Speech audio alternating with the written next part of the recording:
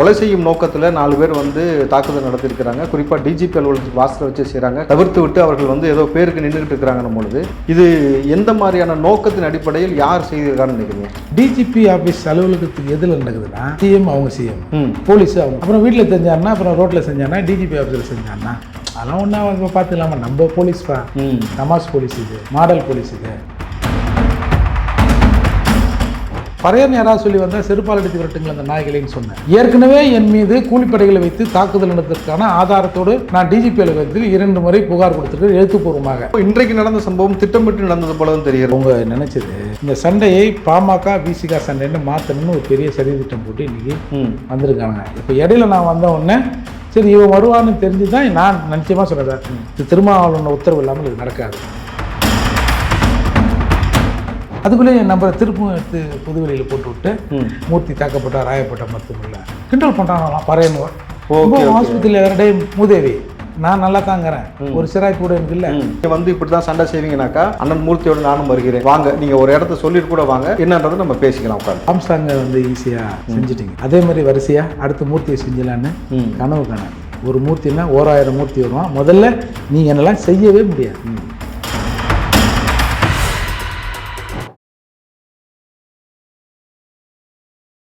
வணக்கம். இன்றைக்கு உங்கள் மீது நடக்கப்பட்ட தாக்குதல் என்பது, அதுவும் டிஜிபி அலுவலகத்திற்கு வாசல்லே வச்சு உங்கள் மீது தாக்குதல் என்பது இன்றைக்கி தமிழ்நாட்டில் பெரும் பரபரப்பை ஏற்படுத்தியிருக்கிறது. இது இன்றைக்கு இந்த திராவிட மாடல் அரசு இந்த ஆட்சியின் கீழே வந்து பார்த்தீங்கன்னாக்கா சமூக நீதியை தொடர்ச்சியாக சவப்பெட்டில் ஏற்றிக்கிட்டே இருக்காங்க, நம்ம சொல்லிகிட்டே இருக்கிறோம். இன்றைக்கு அதை கண்ணுக்கு முன்னாடி காண்பிப்பது போல் வந்து ஒரு பட்டியலத்தை சார்ந்த நபர் வந்து அரசியல் ரீதியாக சமூகத்தில் மேம்பட்டு வந்தால் அவர்கள் இங்கே தொடர்ச்சியாக தாக்கப்படுவது அல்லது கொலை செய்யப்படுவது என்பது தொடர்கதையாக நடந்து கொண்டே இருக்கின்றது ஒரு அப்பட்டமாக நம்ம பார்க்குறோம். இதில் தான் ஆம்ஸ்டாங் அவர்களுடைய படுகொலை இப்போ சமீபமாக அதுவே ஆறாத வடுவாக இருக்க பொழுது இன்றைக்கு உங்களை கொலை செய்யும் நோக்கத்தில் 4 பேர் வந்து தாக்குதல் நடத்தியிருக்கிறாங்க. குறிப்பாக டிஜிபி அலுவலகத்துக்கு வாசலை வச்சு செய்கிறாங்க. காவல்துறை கண்முன்னே காவல்துறை தடுப்பதை தவிர்த்து விட்டு அவர்கள் வந்து ஏதோ பேருக்கு நின்றுக்கிட்டு இருக்கிறாங்கன்னும் பொழுது இது எந்த மாதிரியான நோக்கத்தின் அடிப்படையில் யார் செய்திருக்கான்னு நினைக்கிறீங்க? அதாவது விசிகாரங்க தான் செஞ்சுருக்காங்க, அது எல்லா மீடியாவில் வருது. எனக்கும் தெரிஞ்சவங்க அந்த பேர் தெரிஞ்ச நபர்கள் தான் பெரும்பாலும் மேலே ஒரு 2-3 பேர் தான் எனக்கு தெரியாது. அதாவதுங்க டிஜிபி ஆஃபீஸ் அலுவலகத்துக்கு எதில் நடக்குதுன்னா சிஎம் அவங்க சிஎம், போலீஸு அவங்க போலீஸு, அப்புறம் வீட்டில் செஞ்சாருன்னா, அப்புறம் ரோட்டில் செஞ்சாருன்னா, டிஜிபி ஆஃபீஸில் செஞ்சாருன்னா அதெல்லாம் ஒன்றா பார்த்துக்கலாமா? நம்ம போலீஸ்ப்பா, நமாஸ் போலீஸ் இது, மாடல் போலீஸ் இது, ஒன்றும் இல்லை, எல்லாம் ஒன்று தானே அப்படி என்று டிஜிபி ஆஃபீஸ் முன்னாடி இன்றைக்கி இது நடந்திருக்கு. சார் நான் பக்காவாக நான் பறையர் பேரவைன்னு நடத்துகிறேன். நான் பறையன்னு ஒரு நாளைக்கு ஒரு 100 தெரியாது நான் பறையன்னு என் வாயில் சொல்லிடுறோம், பறையர்னு வந்துடும். அப்போது பறையர்னு யாராவது சொல்லி வந்தால் செருப்பால் அடித்து விரட்டுங்கள் அந்த நாய்களைன்னு சொன்னேன். ஏற்கனவே என் மீது கூலிப்படைகளை வைத்து தாக்குதல் நடந்ததற்கான ஆதாரத்தோடு நான் டிஜிபி அலுவலகத்தில் 2 முறை புகார் கொடுத்துருக்கேன் எழுத்துப்பூர்வமாக. அப்போலாம் போலீஸ் என்ன சொல்லலாம், கொஞ்சம் நிலம ஒரு மாதிரி இருக்குது, கொஞ்சம் பார்த்துருந்துங்க அப்படின்னு சொல்லுவாங்க சார். இப்போ இவங்க என்ன சொல்லாங்க, வந்து நீ வந்து விமர்சனம் பண்ணுற அப்படின்னு சொல்கிறாங்கல்ல. நான் முடக்கத்தான் பாண்டியன் கொலையை விமர்சனம் பண்ணேன். இந்த சமூகத்துக்கு நடக்கிற அவலங்களை நீங்கள் கண்டிக்கணும். நீங்கள் 2 எம்பி இருக்கீங்க, 4 எம்எல்ஏ இருக்குங்க. இப்போ ஜெகன்மூர்த்திலாம் இருக்கார், அவர்லாம் சட்டமன்றத்தில் பேசுகிறாரு. அண்ணன் நீங்கள் 4 பேர் இருக்கிறீங்கல்ல, நீங்கள் நினைத்தால் சட்டமன்றத்தையே முடக்கலாம், அதெல்லாம் செய்யுங்க அப்படின்னு தான் நம்ம சொல்கிறோம். ஒரு 4 ஆண்டுகளில் 7,833 கோடி ரூபாய் வந்து சப்ளர் திருப்பி அனுப்பப்பட்டோம். அப்புறம் ஒரு 120 கோடி ரூபாய் கக்கூஸ் எல்லாம் சரி பண்ணுறதுக்கு ஆதிரா நல பள்ளிகளில் ஒதுக்கி 2 கோடி செலவு 118 கோடி அரசு திருப்பி அனுப்புது. இதெல்லாம் கேளுங்களேன். ஒரு அம்மா என் பிள்ளைய வந்து வெட்டிட்டாங்க, வெட்டினவங்களை எனக்கு தெரியும், ஆனால் நான் வெளியே சொன்னால் என்னையும் கொண்டு வாங்கன்னு நான் வெளியே சொல்ல கொடுத்த புகாரையே வாபஸ் வாங்கிட்டேன்னு திருமாவளவன் என்ற எம்பி கிட்ட ஒரு அம்மா பேசுது. நீ என்ன பண்ணணும்? சட்டம் இயற்றக்கூடிய இருக்கிற இடத்துல இருக்கிற எம்எல்ஏக்கள் எம்பிக்கள் இது கேட்டால் இது எவ்வளோ பெரிய ஜனநாயக தாக்குதல் இது அப்படின்னு நீ ஏதாவது முயற்சி பண்ணுங்களா உன் சமூகம் அப்படின்னு நீ சொல்கிற. இதையெல்லாம் நம்ம கேட்குறோம்ல. நான் இருந்தால் கூட இப்படி தான் வந்து போலீஸை வந்து லாக்அப் டெத் நடக்கும்னு சொல்கிறதுக்கு நீ ஆள் இல்லையா? தொடர்ச்சியாக இந்த இடத்துல பார்த்தீங்கன்னாக்கா லாக்அப் டெத் மரணமாக இருக்கட்டும், இந்த வேங்கவேல் சம்பவமாக இருக்கட்டும், புல்லட் ஓட்டணும்னு சொல்லி வெட்டினதாக இருக்கட்டும், நாங்குநேரியில் பள்ளி மாணவன் வெட்டப்பட்டதாக இருக்கட்டும், இன்றைக்கி தொடர்ச்சியாக ஆம்ஸ்டாங் படுகொலை, அடுத்து இப்போ உங்கள் மீது குறிவைப்பித்திருப்பது, இது என்னமோ இன்றைக்கு நடந்த சம்பவம் திட்டமிட்டு நடந்தது போலவும் தெரிகிறது. ஏன்னா நீங்கள் அந்த இடத்துக்கு வரீங்கன்னு தெரிஞ்சு ஒரு 4 பேர் விசிகா நபர் வந்து அங்கே நிற்கிறாங்க நம்பொழுது, அவர்கள் உங்களை தாக்குறாங்க நம்பொழுது, இது எப்படி ஜனநாயக முறைப்படி ஏற்றுக்கொள்ள முடியும்? அதாவது கருத்தியல் ரீதியாக எதிர்கொள்ளும் சார். அவங்க நினச்சது இன்றைக்கி வந்து அந்த பாமக சம்மந்தப்பட்ட அண்ணன் ஸ்டாலின் அண்ணன் சம்மந்தமாக தான் நம்ம அங்கே போகிறோம். அப்போது இந்த சண்டையை பாமக விசிகா சண்டைன்னு மாற்றணும்னு ஒரு பெரிய சதி திட்டம் போட்டு இன்றைக்கி வந்திருக்காங்க. இப்போ இடையில நான் வந்த உடனே சரி இவன் வருவான்னு தெரிஞ்சு தான் நான் நிச்சயமாக சொல்கிறேன் சார், இது திருமாவளவனோட உத்தரவு இல்லாமல் இது நடக்காது. மூர்த்தி வந்திருக்கிறான், இப்போ வந்துட்டானே என்னென்ன பண்ணலாம், சரிப்பா ஏறுங்கப்பா அப்படின்னு நிச்சயமாக அவர் வந்து அதற்கான சாத்தியக்கூறு இருக்குது சார். ஏன்னா ஏற்கனவே அவர் இந்த வேலையை தானே செஞ்சார். நான் தான் புகார் கொடுத்துருக்கேன். அந்த புகார் ஒழுங்காக விசாரிக்கப்பட்டிருந்தால் திருமாவளவன் நிறைய சிறையில் இருந்திருப்பார். அவன் அந்த ஆளை வெளியே விட்டுட்டு அப்புறம் ஊரில் இருக்கிறவங்களாம் சார் வெளிப்படையாக சொல்கிறேன் சார், ஆம்ஸ்டாங் படுகொலை திருமாவளவனுக்கு தெரியுமா தெரியாதா? நான் 100% சொல்கிறேன். எல்லாரும் சொல்கிறாங்க இந்த படுகொலை என்பது இவருக்கு தெரிந்திருக்க வாய்ப்பு இருக்கிறது. தமிழ்நாட்டில் இருக்கிற முக்கிய நபர்கள் அவருக்கு எல்லாருக்கும் இது தெரிஞ்சிருக்க வாய்ப்பு இருக்குது அப்படின்னு சொல்கிறாங்க. இல்லைன்னு சொல்லு. இல்லை, குறிப்பாக அண்ணன் திருமாவளவன் மீது இருக்கக்கூடிய விமர்சனம் என்னன்னாக்கா, தொண்டர்களை நல்வழிப்படுத்துறதா ஒரு தலைவனோட வேலையாக இருக்கணுமே தவிர ஒரு விடுதலை சிறுத்தை சார்ந்த நபரும் குறைஞ்சது 5 கேஸ் வச்சிருக்கணும், 10 கேஸ் வச்சிருக்கணும், அவன் தான் வந்து சிறுத்தைன்னு சொல்லி ஒரு கேஸ் கொலை கேஸாக இருக்கணும். அதை வந்து மேடையில் ஒருத்தர் பேசி இன்றைக்கு வந்து தொண்டர்களை வந்து குண்டர்களாக மாற்றி வச்சிருக்காரு பொழுது எந்த மாதிரி சமூகத்தை திரும்ப கட்டமைக்கிறார் சார்? குண்டர்கள்லாம் இல்லை சார், இவெல்லாம் பொறுக்கி லும்பன்களாக கொஞ்சம் பேர் வச்சிருக்காரு சார். கொஞ்சம் பேர் நல்லா தான் இருக்கிறாங்க சார். குண்டர்கள்னா சமூகத்தின் மீது தாக்குதல் நடக்கும்போது நீ திருப்பி தாக்குதல் நடத்தணும்ல. கரெக்ட். நான்லாம் யார் தெரியல, நான் பெரிய ஐட்டங்காரன், எங்கள் ஊர்லேயே வந்து பிஏ கலந்துட்டியா அப்படின்னு ரிட்டாலியேஷன் பண்ணியிருக்கணும்ல சார். இவெல்லாம் லும்பன் சார், கூலிப்படை. இது திருமாவளவனோட கூலிப்படை. ஏப்பா என்னப்பா இந்த மாதிரி பேசினீங்கிறாங்க, நீங்கள் விட்டுனுக்குறீங்க.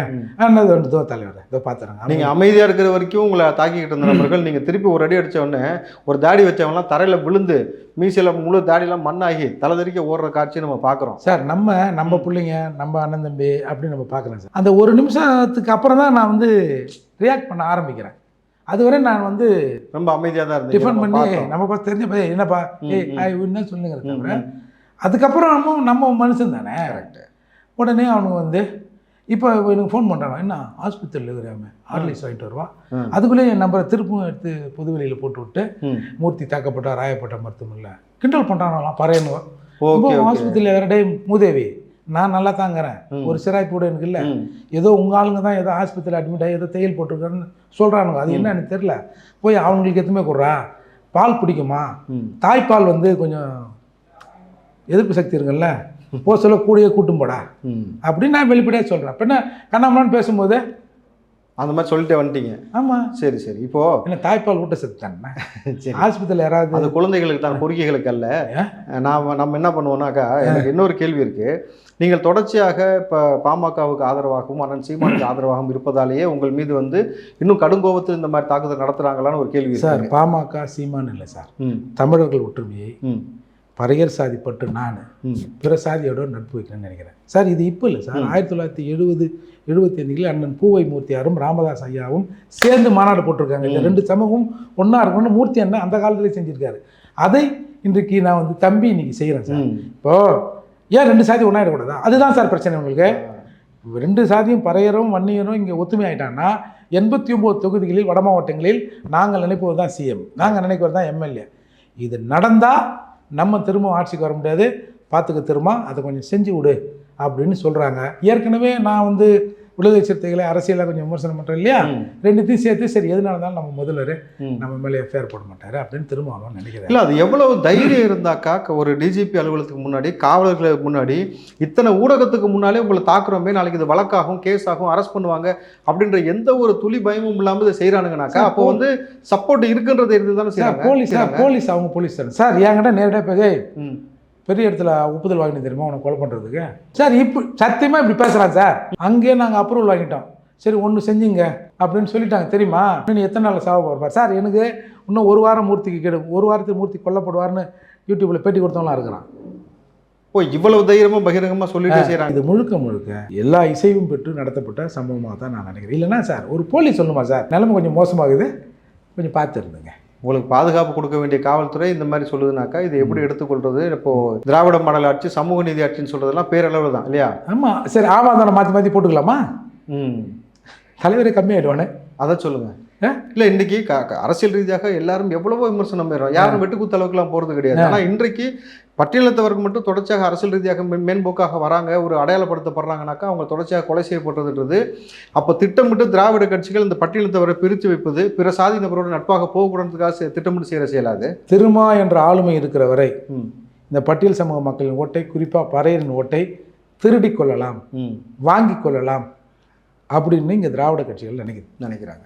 ஆமாம், திருமாவை தாண்டி இன்னொருத்தன் வந்துட்டான்னா, ஏய் ஏம்பா நீ என்ன செஞ்ச, நீ எங்கள் ஊரில் வந்து எங்கள் ஷேரில் வந்து ஓட்டு கேட்குற கேள்வி எழுப்பிடுவாங்க. ஏயா 833 கோடி ஆமே, 7833 கோடி ஆமே, சும்மாவா அது 1000 ரூபா கொடுத்துட்டு பீத்திக்கிறீங்க அப்படின்னு கேட்டுருவாங்க சார்.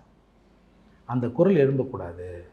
இன்னமும் இந்த மக்கள் அடிமையாக இருக்கணும்னு விரும்புகிறாங்க. அதற்கு அடிமைகளின் ஏஜென்ட், இப்போ இந்த வட இந்தியன்லாம் கூப்பிட்டாந்து ஏஜென்ட்டுங்க விட்றாங்களா, அந்த மாதிரி இவர் வந்து இந்த ஒடுக்கப்பட்ட மக்களின் ஏஜென்ட்.